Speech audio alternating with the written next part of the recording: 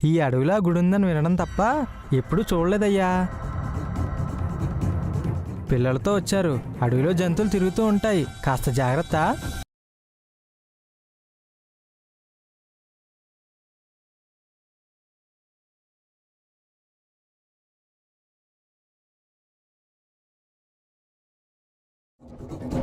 అడవి జంతువులంటే పులి, సింహం లాంటివే కదా ఆంటీ? లేకపోతే జింక, కుందేలు, నెమలి అనుకున్నావటే? పోయి పోయి పులి నోట్లో పడతావేమో.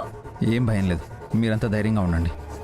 అన్నయ్య వచ్చేలోపు నేను వసుగారెళ్ళి తినడానికి ఏమైనా దొరుకుతుందేమో తీసుకొస్తాను. అలాగే, తొందరగా తీసుకురాబి, ఆకలేస్తుంది. వసుగారు రండి.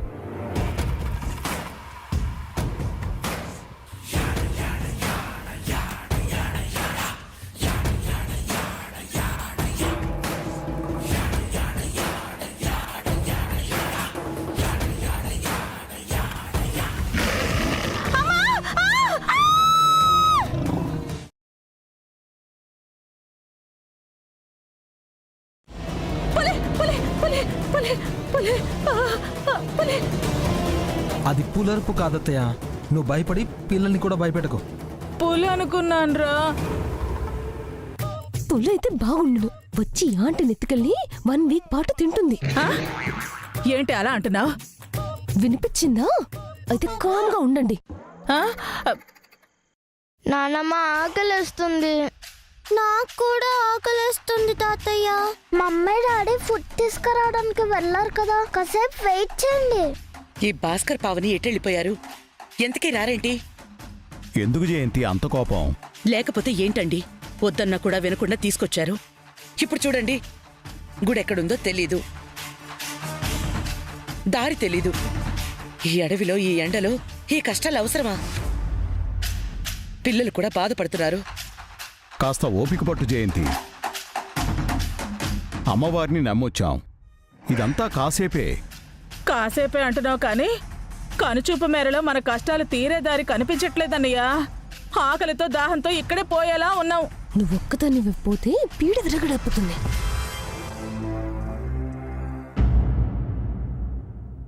వచ్చారా? త్వరగా ఇవ్వండి. కడుపులో ఎలకలు పరిగెడుతున్నాయి. ఏంటత్తయ్య తొందర? ముందు పిల్లల్ని తిన్నివ్వు.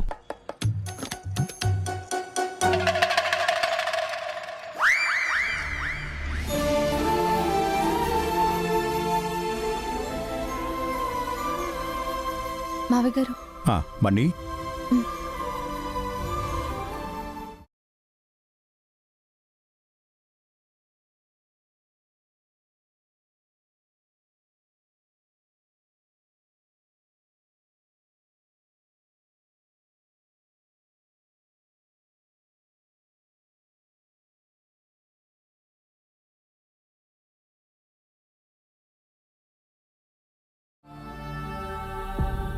మమ్మీ నువ్వు తినట్లేదేంటి? నేను ఫాస్టింగ్ బన్నీ. ఎందుకు? తాతయ్య మొక్కుకున్నారు కదా, అమ్మవారిని దర్శనం చేసుకుని కడియం తొడిగి మొక్కు చెల్లించే వరకు నేనేమీ తినకూడదు, వాటర్ కూడా తాగకూడదు.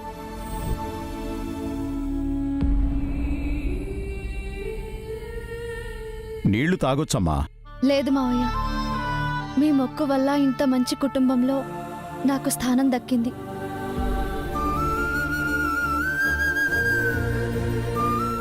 అందుకే నిష్టగా ఉపవాసం ఉండాలనుకుంటున్నాను. మొక్కు చెల్లించాకే నీళ్లు తాగుతాను.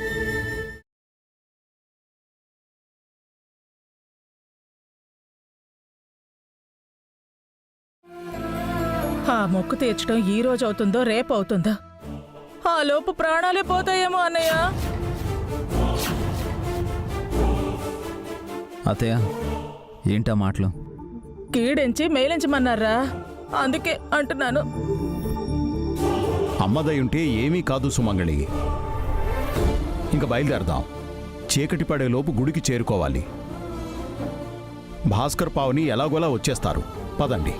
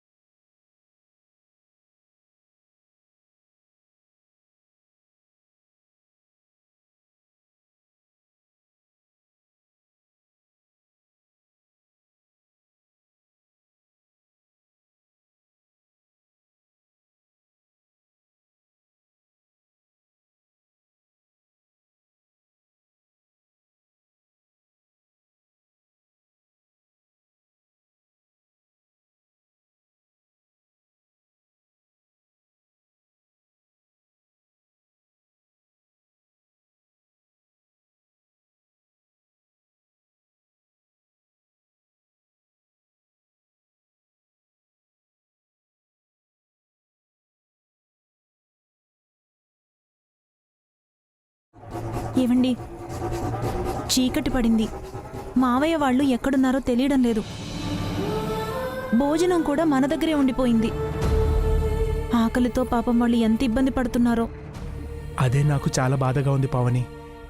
అనవసరంగా ఫోన్ మర్చిపోయి తప్పు చేశాను. కనీసం ఈ భోజనమైనా వాళ్ళకి ఇచ్చిండాల్సింది. పిల్లలెంత ఇబ్బంది పడుతున్నారో ఏంటో. సిగ్నల్ ఉందేమో, ఒకసారి ఫోన్ ట్రై చేయండి. ఆ,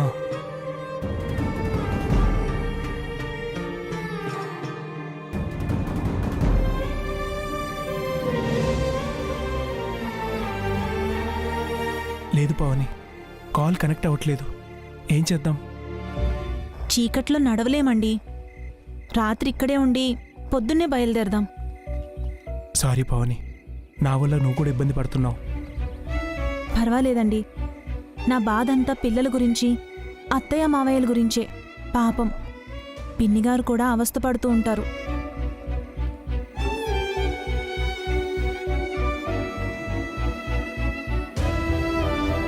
అమ్మా, ఇక నా వల్ల కాదు, నేను నడవలేను. అమ్మా, నడిస్తే చచ్చిపోతాను.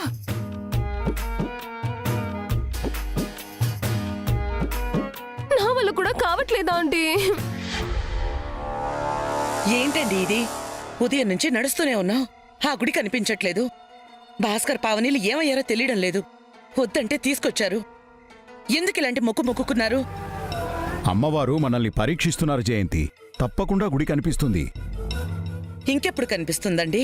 ఒకసారి పిల్లల వంక చూడండి. పుట్టినప్పటి నుంచి ఎప్పుడైనా ఇలాంటి కష్టాలు పడ్డారా?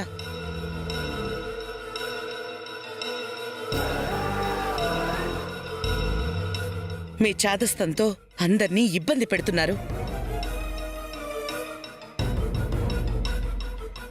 మన మంచి కోరే కదత్తయ్య మావయ్య గారు మొక్కుకున్నారు. మావయ్య గారు అన్నట్టు అమ్మవారు మనల్ని పరీక్షిస్తున్నారు. ఎలాగైనా అమ్మ గుడికి రప్పిస్తుంది. మనం మొక్కు చెల్లించుకుంటాం. ఎప్పుడు చెల్లిస్తామమ్మా? ప్రాణాలు పోయాక? ఏం మంచి జరిగింది? కాళ్ళు నొప్పులు వస్తున్నాయి. ఇంక నడవటం నా వల్ల కాదు. ఇంత దూరం వచ్చి ఇప్పుడు ఇలా అంటే ఎలా పిన్ని? తననడం కాదు, నేను కూడా అంటున్నాను. ఈ అడవిలో ఒక్క అడుగు ముందుకేసేది కూడా లేదు. తెల్లారే వరకు ఇక్కడే ఉండి పొద్దున్నే వెనక్కి వెళ్ళిపోదాం.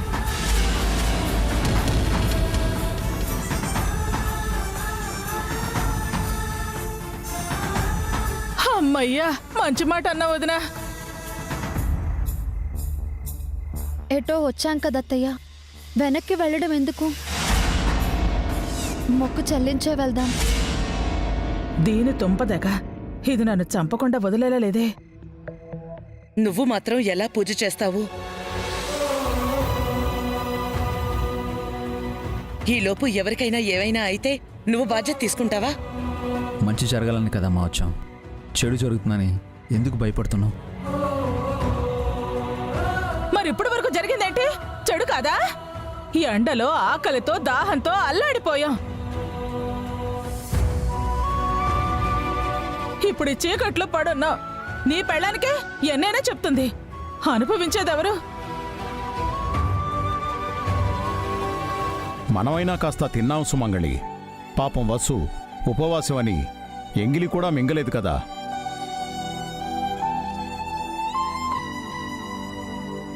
అలాంటి అమ్మాయిని ఎందుకలా అంటావు? ముందు ఇలాంటి మొక్కులు మొక్కినా మిమ్మల్ని అనాలి. ఆ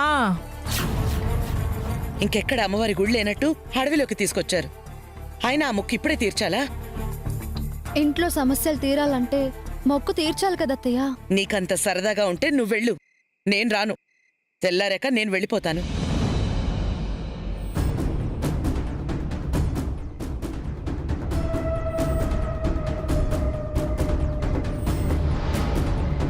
నాకు ఆ గుడి వద్దు, ఆ మొక్కు వద్దు, ఆ అమ్మవారి దయ అంతకన్నా వద్దు.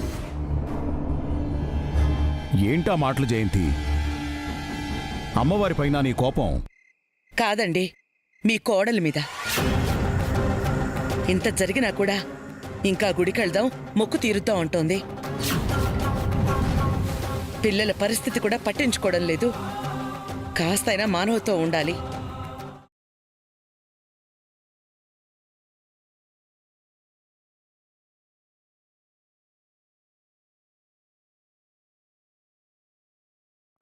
ఇదంతా తన కోసం చేస్తుందా అమ్మా? అందరి కోసమే కదా. మొక్కు చెల్లిస్తే మంచిదనే కదా. మొక్కు చెల్లించొద్దని నేను అండలేదభి, ఇప్పుడు వద్దు అంటున్నాను. ఆ గుడి ఎక్కడుందో తెలుసుకుని తర్వాత ఎప్పుడైనా వద్దాం. అవునదినా, మొక్కు కావాలంటే తర్వాత చెల్లించుకోవచ్చు. ఇప్పుడు ప్రాణాలు నిలుపుకోవడమే ముఖ్యం. మొదలుపెట్టిన పనిని పూర్తి చేయాలి అత్తయ్య. మధ్యలోనే వదిలేస్తే ఎలా? అమ్మా తొందరపడొద్దమ్మా, ఎలాగో వచ్చాం కదా. అందరూ చెప్పేవాళ్లే, ఎవరేమన్నా సరే. ఎవరొచ్చినా రాకపోయినా రేపు ఉదయం తిరిగి వెళ్ళిపోతాను. నాకు ఏ మొక్కు వద్దు.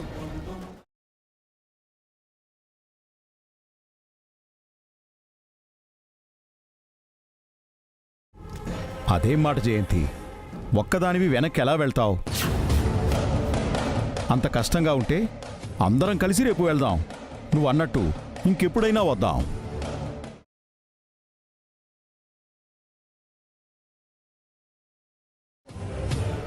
అలా అన్నా బాగుందన్నయ్య. రేపు తెల్లవారికి ముందే వెళ్ళిపోదాం. ఏ వదినా?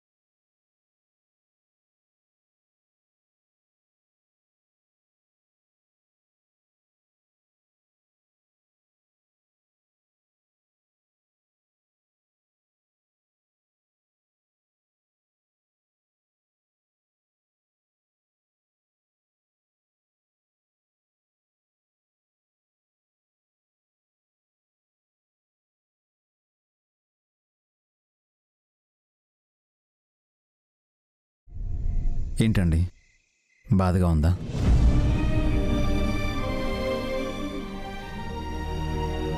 పెళ్ళొద్దంటే మన పెళ్లి జరగాలని మావయ్య గారు మొక్కుకున్నారు. ఇన్నాళ్ళు మొక్కు చెల్లించనందుకేనేమో ఇంట్లో ఇన్ని సమస్యలొచ్చాయి. త్వరగా ఈ మొక్కు తీర్చకపోతే ఇంకెన్నో సమస్యలొస్తాయని సోదమ్మ చెప్పింది. అదంతా తెలిసి కూడా అత్తయ్య గారు వెనక్కి వెళ్ళిపోదామని మొండి పట్టు పట్టారు. మొక్కు తీర్చకుండా వెళ్ళిపోతే అమ్మవారు మరింత ఆగ్రహిస్తారు. ఏమైనా జరగచ్చు. అలా జరగడం కన్నా ఇప్పుడే కాస్తంత ఓర్చుకుంటే అమ్మవారు అనుగ్రహిస్తారు కదా. నిజమేనండి, కానీ అమ్మ పిల్లల గురించి ఆలోచిస్తుంది. పిల్లలు ఇబ్బంది పడుతున్నారని బాధపడుతుంది, అంతే తప్ప మొక్కు చెల్లించకూడదని కాదు. అది నాకు అర్థమైందండి. పిల్లల గురించి నాకు కూడా భయంగానే ఉంది. ఎలాగో వచ్చాం కదా, ఉదయం నుంచి కష్టపడ్డాం. ఇంకొంత కష్టపడితే గుడి కనిపిస్తుంది, మొక్కు తీర్చుకోవచ్చు కదా. అప్పుడంతా సంతోషంగా ఉంటుంది. అత్తయ్య గారితో మీరైనా చెప్పండి. మీరు చెప్తే అత్తయ్య ఒప్పుకుంటారు. ఇప్పుడు ఏం చెప్పినా అమ్మ వినదండి. ఈ చీకట్లో నడవడం కూడా చాలా కష్టం. పిల్లలు అలసిపోతారు. నైట్ ఇక్కడే రెస్ట్ తీసుకుందాం. తెల్లవారాక అమ్మకు సర్ది చెప్తాను. అప్పుడు గుడికెళ్ళి మొక్కు తీర్చుకుందాం. మీరేం వరి అవ్వకండి. చాలా థ్యాంక్స్ అండి. మొక్కు తీరకుండానే వెనక్కి వెళ్ళిపోతామేమోనని భయపడ్డాను. నాకు మీ గురించే భయంగా ఉందండి. మా అందరికంటే మీరే ఎక్కువ కష్టపడుతున్నారు. మేమైనా కాస్త తిన్నాం. ఉదయం నుంచి మీరేమీ తినలేదు. రేపు మొక్కు తీరేంత వరకు తినకూడదు. చాలా నీరసించిపోతారు, వీక్ అయిపోతారు. పర్వాలేదండి, ఈ నీరసం వస్తున్నందుకు ఆనందంగా ఉంది. మొక్కు తీరితే ఇంకా సంతోషంగా ఉంటుంది. అవును, పావని అక్క బావగారు ఇంకా రాలేదేంటండి? వాళ్ళు ఎలా ఉన్నారో పాపం.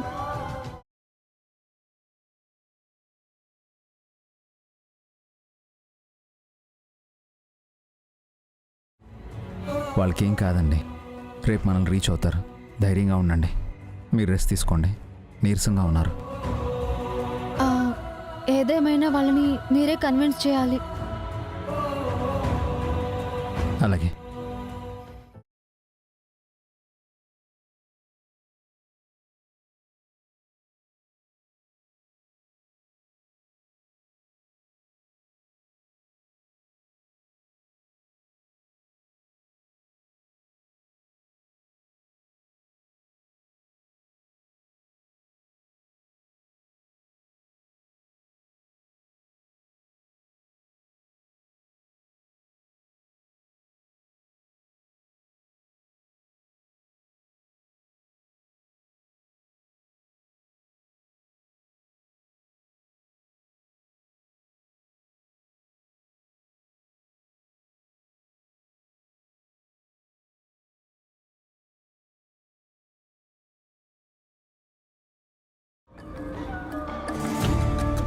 ఏవండి, కాస్త వేగంగా నడవండి. త్వరగా మావయ్య వాళ్ళని కలుసుకోవాలి. అవును పావని, మన కోసం కంగారు పడుతుంటారు. మధ్య మధ్యలో ఫోన్ సిగ్నల్ వస్తుందేమో ట్రై చేస్తాను.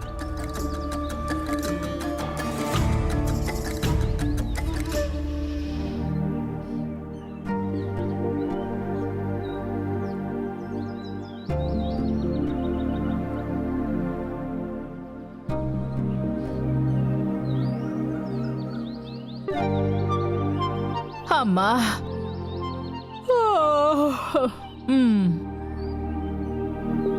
ఒసే హారిక, లేవే, తెల్లారిపోయింది, లేవే. అబ్బో,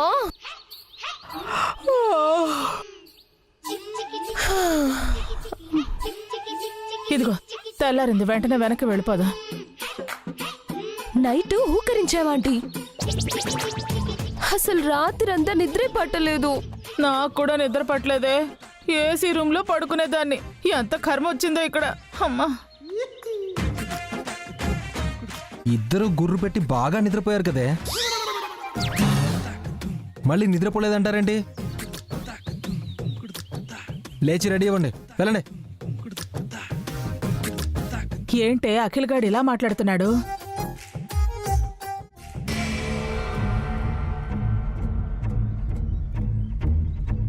అవును, మీ అత్తయ్య ఏంటి ఇంకా నిద్రపోతూనే ఉంది? పదవే, పెళ్లి లేపుతాం, బయలుదేరాలి కదా. పద పద.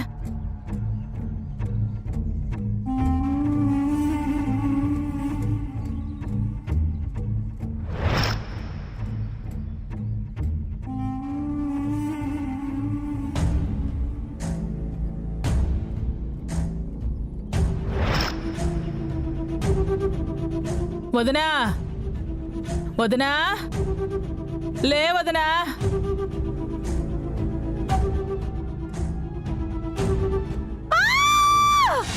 ఏమైందంటీ?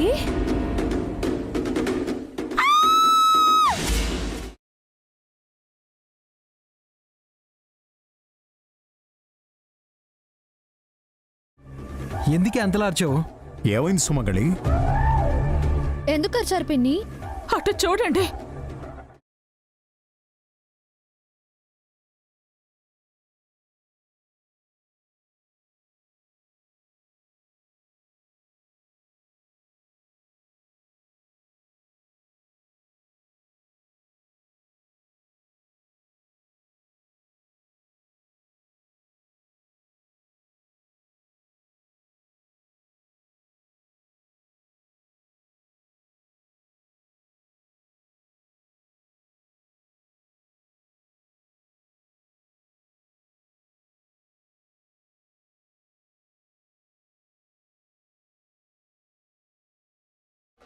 అయ్యో అత్తయ్యకి ఇలా అయిందేంటి?